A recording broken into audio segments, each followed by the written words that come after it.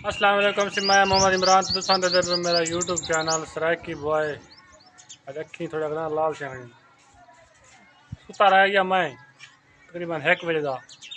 4 बजे उठे थे तो घंटा खान थोड़ा मुँह शूह धोते थोड़ा तुझे फिर से काम शाम की से और मैं आके 5 बजे दिन को वीडियो शीडियो बना के वाल लाइट का कोई पता क्या नहीं सारे को आंधी तो वेंदी भाई नेट सारा चलता क्या नहीं इलाके तो तक पता रहे पिया देहात इलाके का लाइट जी वाल मर्जी करें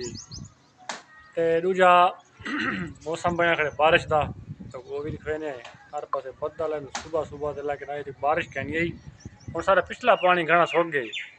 अस आधे कला से छणका मींह का देवे जितना जितना बारिश कहनी है ना यार कमेंट लिखा करो यार सारे को कहनी है यो मेहरबानी की पता चलो कितना कितना बारिश सही है तो कितना कितना कहनी है मेरे को बिल्कुल पानी सुक गए एक पानी बताई गया बिल्कुल पानी पीछा पहुंच गए तो बाकी सपोर्ट की करो यार वीडियो को लाइक किया करो सब्सक्राइब मेरा करो ताकि सारे अच्छा अच्छा वीडियो वो तुम देख सको बाकी मिलते हैं अगली वीडियो उनसे किते मिलते हैं अगली वीडियो अल्लाह हाफिज़।